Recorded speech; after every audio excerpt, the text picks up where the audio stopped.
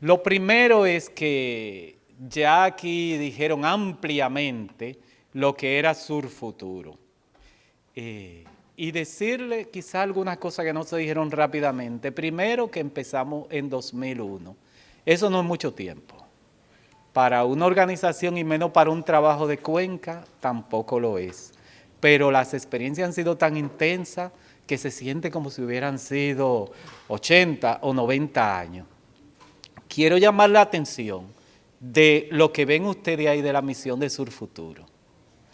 Está construida sobre dos pilares y esos dos pilares sobre lo que está construida Sur Futuro van a guiar lo que es esta presentación porque así mismo es su accionar. Lo detallo. Fíjense que le habla primero de lo económico, de lo social y de lo humano. O sea, le habla de la gente. Y luego le habla del medio ambiente y los recursos naturales. Esas son las dos columnas sobre las que se sostiene. Porque, como vamos a aprender en esta presentación, no se puede hacer una gestión de cuenca eficiente sin la gente y para la gente. Es muy sencillo. Si ustedes recuerdan la presentación que hizo el Fondo de Agua de Santo Domingo, le habló de lo que era una cuenca. Le mencionó todo eso que ustedes están viendo ahí.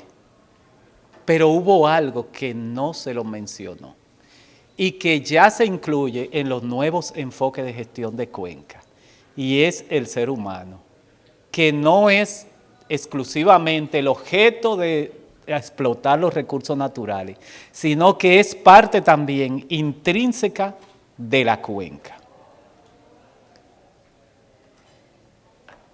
Por eso mismo, cuando se evaluó lo que era la cuenca, se habló de los servicios que brindaba una cuenca.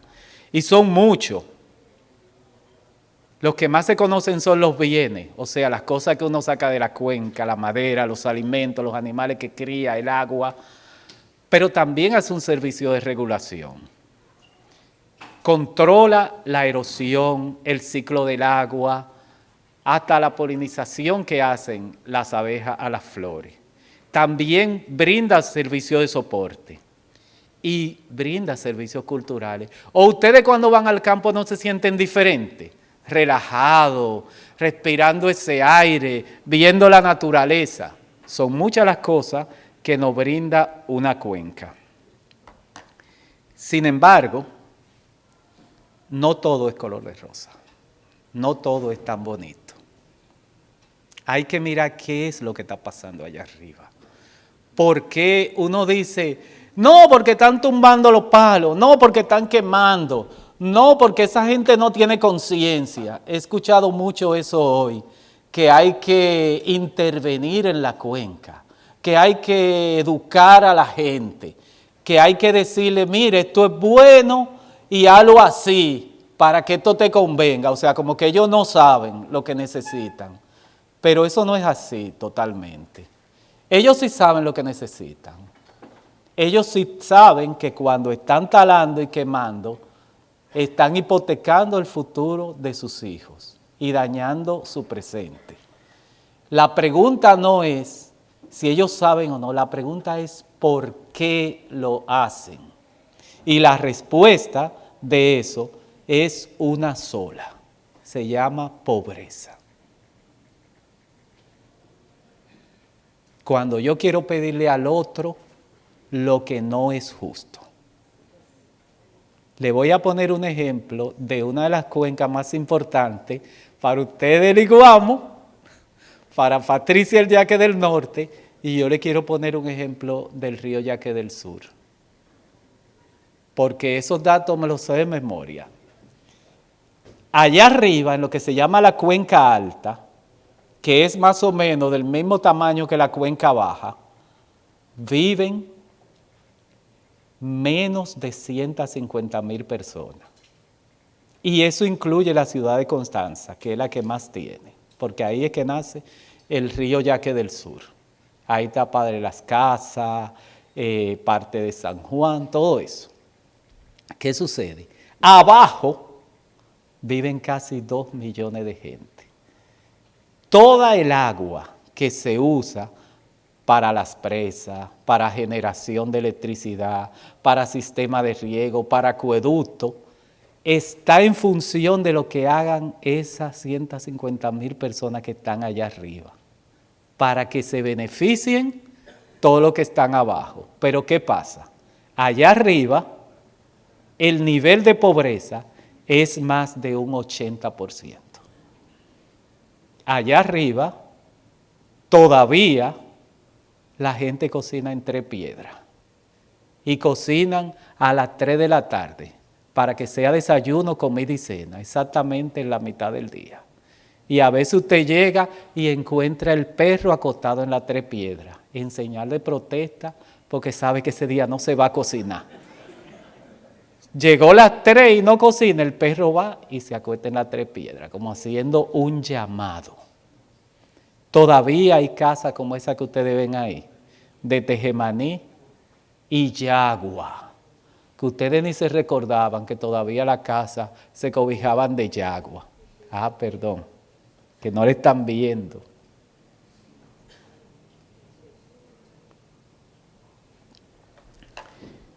Mírenla ahí, todavía hay casas así, que ustedes no se pueden imaginar eso. Pero más allá, no hay acueducto, no hay ni letrina, es el monte. Entonces, ¿ustedes creen que es justo hablar de que esa gente hay que educarla? ¿Que esa gente hay que exigirle? Es una deuda social lo que hay ahí. Y si nunca se hubieran olvidado de ellos, como se han olvidado, porque el problema es que están en la loma, en la montaña, y en la loma y en la montaña es que nacen los ríos. Si no fuera así, las cosas fueran muy diferentes, pero como son así, entonces vemos esa triste realidad. Miren ahí en la foto los desmontes para sembrar la habichuela, el sueño del productor. Todos los años le encomiendan a la Virgen. Y la Virgen siempre queda bien, afortunadamente, porque si se la da, fue porque lo bendijo. Y si no se la da, fue porque ellos no se lo merecían. Pero al final, él siempre queda igual. Yo recuerdo un día que estaba yo en una loma de esa, nunca olvidaré eso. Y yo le dije, estaba así, como está la foto de abajo, acabadita de preparar. Ellos le llaman preparada la tierra para sembrar, la acaban de quemar, miran, esa de abajo. Y yo le dije, yo seré tan feliz el día que ustedes dejen de sembrar habichuela. ¿Y sabe lo que me respondieron? Pues usted nunca será feliz. Me dijeron eso. Me dijeron eso y yo simplemente no dije nada, pero para dentro de mí dije, eso es lo que ustedes creen. Entonces, vamos a ver qué fue lo que pasó, que no fue lo que yo pensé. Hacer algo en una gestión de cuenca, oigan las palabras que se usan, manejo, gestión. Eso quiere decir que yo no puedo llegar ahí a decir, mira, tú a esto, tú a aquello, tú a lo otro. Tengo que hacer un plan. Tengo que planificar, pero más importante, ese plan que voy a hacer no puede ser un plan simplemente de lo que yo quiero, de lo que yo pienso, de lo que yo imagino o de lo que dice el libro. Tiene que ser un plan de lo que la gente piensa, de lo que la gente sienta, de lo que la gente sueñe, y poner al servicio de ese sueño de ellos lo que dicen los libros y la teoría. Eso es gestión de cuenca. Trabajar con la gente y para la gente. Y el primer paso es organizarse. Y así lo hizo Surfuturo. En principio de la mano de la Agencia de Cooperación de Japón, cuando empezó en 2002, hizo ese primer plan que ustedes ven que dice informe final. Después, con el tiempo, ese plan, con toda la experiencia que desarrolló en 10 años, y lo que la gente vivió y dijo en 10 años, hizo ese segundo plan, ya con la visión de la gente organizada y con todos los enfoques del mundo, de cambio climático, de género, etario, para ponerlo al nivel, pero sobre todo con la que la gente dice y quiere. Pero todavía eso a la gente no le dice nada. No es verdad que en una comunidad van a agarrar un libro de eso, que tiene 200 páginas, con muchísima teoría y muchísimos cuadros, y que ellos van a sentir que ese es su plan. Con la gente hay que hacer un plan como ellos lo puedan manejar. Y le voy a poner un ejemplo concreto de cómo hacíamos los planes con los productores. Lo hacíamos con un dibujo. Fíjense bien. Ese dibujo que ustedes ven ahí era lo que nosotros le íbamos preguntando. Vamos a dibujar tu finca. Y le llevábamos su lapicito, todas sus cositas, le hacíamos una maquetica más o menos para que ellos se guiaran. Entonces fíjense, yo dije, bueno, yo arriba tengo la tierra pelada, porque quemé tanto que se peló, que ya no tiene casi nada. Ellos le dicen así a la erosionada. Entonces ahí yo lo que hago es que pongo hierba guinea para la vaca, porque ya esa tierra no da, perdió la fuerza. Ustedes han oído eso mucho aquí, ¿verdad que sí? Que la tierra perdió la fuerza. Pero miren cuál es la solución, entonces meterle vaca para que termine de perder la poca que le queda. Luego entonces hay un café, pero el café está perdido. Hay que darle un chin de cuidado, hay que hacerle una limpieza, pero el banco no ha dado cuarto y la broca se lo está comiendo, porque está perdido. Luego, recuérdense que en una loma que están esas zanjas que se van haciendo cuando llueve en el suelo pelado, que ya son cárcavas, ya no son zanjas. Y abajo, los que tienen la dicha de tener un chin abajo, porque recuérdense que generalmente nuestros productores nada más tienen el pedazo de arriba, que el de abajo es más o menos del más acomodadito, ahí tienen algún cultivo. Entonces, también otra cosa, que lo que ellos le dicen abajo, el llano, tiene 20 y 25% de pendiente, o sea, es así. Lo que pasa es el llano en comparación arriba. Ya él hizo el diagnóstico de su finca, él mismo dibujando. Y ahí mismo le vamos explicando, mira, tú ves ahí, tú sabes por qué el suelo no tiene fuerza, porque se fue, el agua se lo llevó, ya ahí lo que quedó fue la piedra, no es que no tiene fuerza. Y tú ves con ese chorro de agua que bajó, mira cómo se llevó el día y ahí tú no puedes sembrar nada.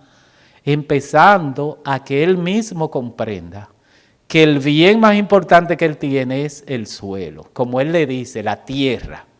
Si la tierra se va, no hay nada. Ni para él, ni tiene nada que dejarle a sus hijos, porque lo único que él tiene es ese pedazo de tierra. Entonces, luego pasamos a lo que se llama la situación deseada. Los diversos programas y de uso y manejo, que hay varios, de manejo sostenible de tierra, de adaptación basada en la naturaleza, todos son los mismos al final. Y son los mismos que conocen nuestros abuelos ancestrales, que ¿por qué lo dejaron de hacer? Porque antes ellos hacían aquí en este pedazo de tierra y se mudaban, decían, lo dejaban descansar en barbecho, pero ya no pueden, pues ya nada más tienen ese pedacito, tienen que darle candela a ese pedacito siempre. Entonces, ese plan que ustedes ven ahí de modelos, se planea con ellos cómo hacerlo. Es la situación deseada, es a lo que vamos a buscar. Ya aquella planificación del libro de las 200 páginas, empieza ahí a ser traducido para ello, porque le dijimos que el trabajo es con la gente y para la gente. Esos modelos que están ahí, yo les voy a mostrar algunos ejemplos de cosas que hemos hecho con ellos, para que ustedes más o menos piensen, miren. El nivel de pendiente que nosotros manejamos en la mayoría de las cuencas del país, que necesitan manejo, tienen generalmente más de 35, 40% de pendiente, o sea, son así inclinadas. ustedes han oído muchísimo por ahí una técnica que se usa para conservar el suelo, que es sembrar en curva de nivel. A ver, levántenme la mano los que han oído la curva de nivel. Todos, ya lo vi. Le tengo noticias sobre eso. Eso no funciona ahí. La curva de nivel tenemos que estar de un 12% de pendiente para que funcione. Y aquí estamos hablando de 40 y 30. Lo que es 12 es una tierra llana para ellos. Y ellos no hacen curva de nivel. Entonces lo poco que se está haciendo no funciona. Todos los que estudiaron agronomía y los que hablaban con los abuelos saben que la tierra que tiene ese nivel de pendiente tiene que tener, ¿qué nos decían nuestros abuelos? Café. Eso era lo que nos decían. No, ahí lo que hay que sembrar café. Y nosotros los que estudiamos agregamos que ahí también lo que hay que sembrar es palo. Porque para eso es que esa tierra da. Entonces, el gran reto que enfrentamos en la gestión de cuenca es que los productores ellos mismos tengan opciones convenientes para ellos, para hacer un cambio de uso de ese suelo. Pero ¿oyeron como yo lo dije? Yo no dije que cambien a sembrar palo, dije que tengan opciones atractivas para ellos, para hacer un cambio de ese uso de ese suelo. Y esas opciones no son concientizarlos, ni darle charlita, ni darle educación ambiental. ¿Por qué? Porque cuando usted tiene hambre, usted no va a pensar en la educación ambiental, ni va a pensar que el de abajo, que nunca me ha metido la mano, no le va a llegar suficiente agua. Usted lo que quiere es resolver su problema. Entonces, es buscándole opciones que sean convenientes para ellos, y aquí sí entramos el enfoque de soluciones basadas en la naturaleza, o sea que también sean amigables con la naturaleza. Y fue ahí entonces cuando no había que ser muy inteligente, ¿verdad que sí? Si ellos lo que tienen es habichuela y guandula y queman, vamos a ponerle un modelo que sea un cultivo permanente. Entonces hicimos estudios de cuáles eran los primeros, los que climáticamente se adaptaban mejor a esa zona. Porque tampoco es el que yo quiera, porque si yo siembro ahí manzana en el sur, no se me van a dar, ¿verdad que no? Aunque las manzanas sean caras y sean buenas. Entonces investigamos y encontramos cuáles eran los mejores modelos, donde estaba el limón, el café, el aguacate y la producción forestal. Y apareció uno que en toda esa zona no había ninguno. Lo más cerca que había era en Ocoa, que eran los invernaderos. Entonces, después de hacer esos estudios, se le propusieron todos esos modelos. Pero ¿cómo uno lograba que esos modelos fueran atractivos para ellos?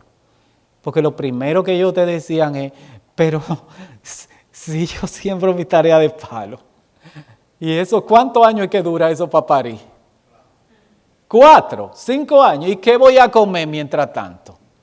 ¿Tú me vas a dar la comida? Y mis hijos. Entonces uno se quedaba sin respuesta para todas esas cosas. Y ponía a dar la vuelta, si yo pudiera darle un incentivo, si yo pudiera darle una mensualidad, todo el que se ha puesto a dar una mensualidad ha fracasado. Sí, ha fracasado porque cobran la mensualidad y no se establecen las plantaciones, eso incluyendo los últimos programas que se han hecho. Entonces, fue ahí que buscamos soluciones intermedias. El primer desafío que tiene, que usted ponga a una gente a sembrar un frutal, a excepción del café, es el agua. Porque un frutal no puede durar un mes sin que le caiga agua. Y salvo alguna zona del centro del país, como Villa Altagracia, Bonao, aquí hay muy pocas zonas en el país que no dura un mes y 2 meses sin caer agua. Entonces, le digo eso porque cuando vayan a promover sistemas agroforestales que no sean café, piensen en el agua. Si no hay sistema de riego, no hay aguacate, no hay limón, ni ninguno de los otros frutales, a menos que usted esté en una de esas zonas que le dije que tienen más de 3.000 milímetros del agua al año. Imagínense, en la zona que nosotros estamos, está entre 500 y 700. Y en Villa Altagracia está en 3.000. Entonces, eso tienen que pensarlo mucho. Lo segundo es que después que tienen resuelto el problema del agua, tienen que combinar el cultivo. Patricia dijo un ejemplo aquí. Si van a sembrar el cacao, le ponen la sombra temporal de musácea. Pero el productor no solo se la pone de musácea, le pone musácea, le siembra yuca al lado, siembra semilla de auyama, o sea, le hace un conuco indio alrededor en lo que la matica va subiendo, pero esas son las estrategias de sobrevivencia. Entonces, cuando ya el cultivo, la sombra definitiva, que se le pone un palo de jobo al lado para que vaya subiendo, como sombra definitiva, por poner un ejemplo, cuando esa sombra bien está, ya el cacao está pariendo. Entonces ya ahí le está ingresando. O sea, hay que hacer, o fue lo que nosotros hicimos, una diversificación mientras iba creciendo y otras cosas que se las voy a comentar luego. Con los cultivos forestales hicimos lo que se llaman pago por servicios ambientales, que lo voy a explicar más adelante. Y con los invernaderos lo combinamos también con incentivos, que se lo voy a explicar en lo adelante, pero ustedes vieron los modelos. Ahora vamos a ver algunas de las prácticas de manejo de esos modelos. Lo primero es que producíamos las plantas para ellos.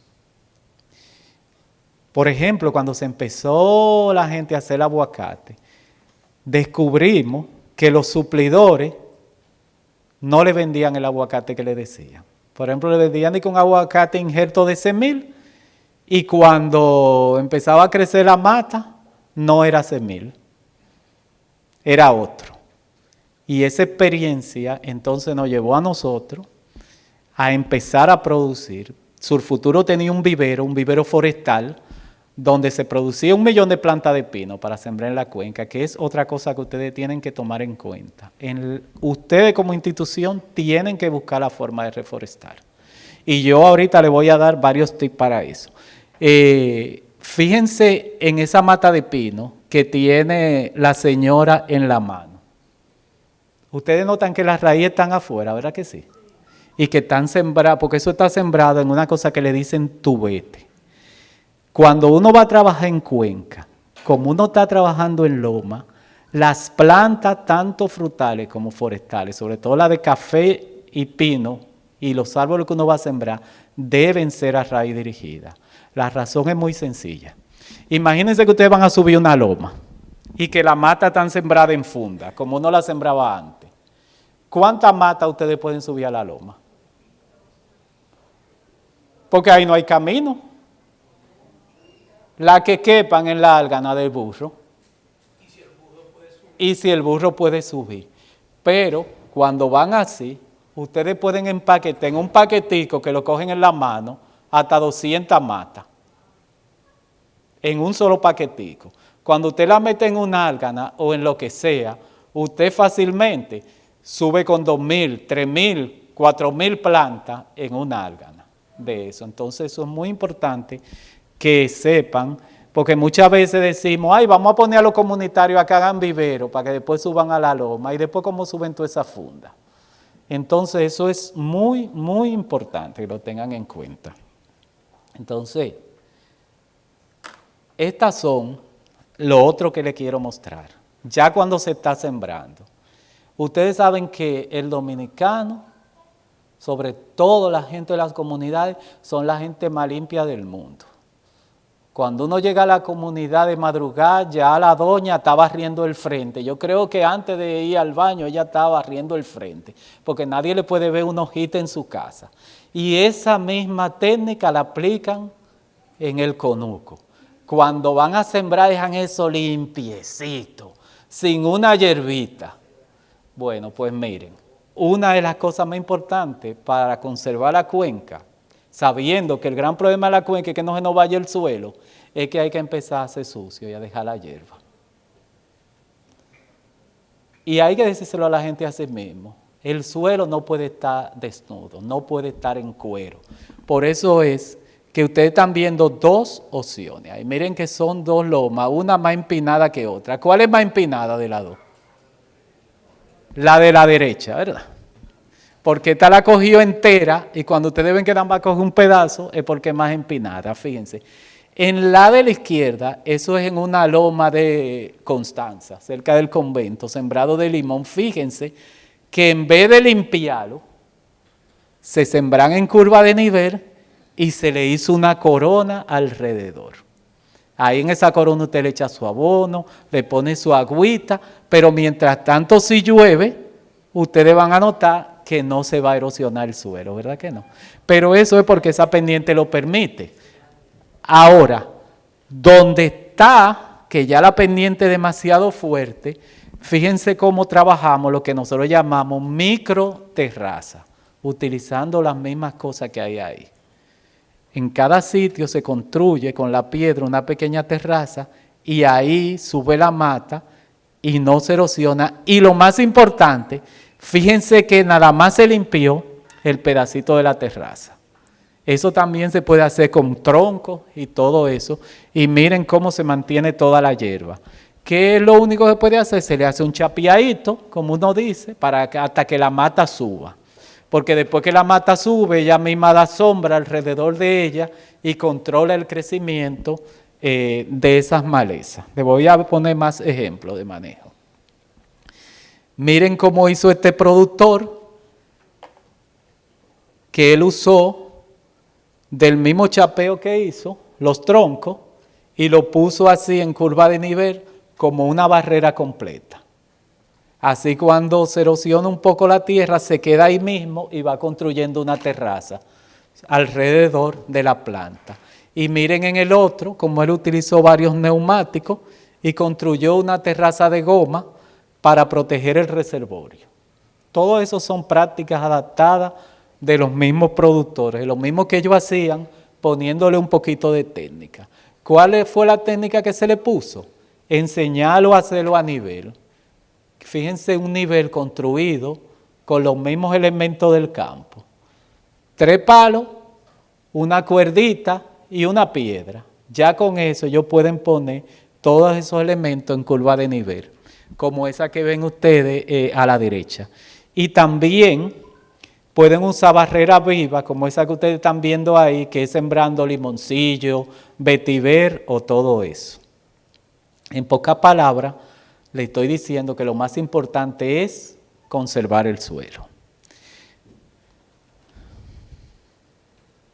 Otra de las cosas que hemos hecho es, después que los productores llegan a producir, organizarlo para apoyarlo en la comercialización. ¿Cuántas veces ustedes nos han dicho, el productor siembra y cuando va a vender, pierde? Porque los precios están por el suelo. Y eso tiene una solución, no vender separado. Siempre lo hemos sabido, que el problema es que si yo vendo yo solo, no tengo volumen, no puedo negociar. Entonces la gran solución son dos. Una, agregarle valor al producto. O sea, en vez de yo venderte la materia prima, los granos de café maduro en uva, yo lo voy a procesar y lo voy a tostar y voy a sacar mi marca. Entonces ese productor se le agregó valor a su producción, ellos mismos organizaron una cooperativa y ahora venden café Montebonito, no solo aquí, sino también en el extranjero. Entonces ya ahí es diferente. Y lo otro es organizarlo. Miren, cuando nosotros empezamos allá en esa zona alta que le abre las 150,000 gente, no habían finca de aguacate, no habían finca de limón, no habían invernadero. Hoy, y le estoy hablando menos de 10 años, que eso empezó más o menos como por 2010 por ahí, la implementación de eso, ya los productores están organizados en clúster. Hay un clúster de aguacate, hay un clúster de invernadero y un clúster del limón. Y el año pasado exportaron sus primeros furgones a Europa de aguacate. ¿Lo habrían logrado vendiendo cada uno su matica de aguacate? Nunca. De gente que nunca tuvo ni un aguacate a gente organizada en un clúster exportando al extranjero. Es ahí que deben tener eso en cuenta, la comercialización. Y si logran que el productor haga la cadena de valor completa, todavía mejor. O sea, lo que nosotros aspiramos es que en un futuro parte de su aguacate ellos lo industrialicen. Como ustedes verán, esa es la clave de los países desarrollados. Nos compran la materia prima, ellos le agregan valor y la industrializan. Entonces, ¿por qué nosotros no podemos hacer lo mismo?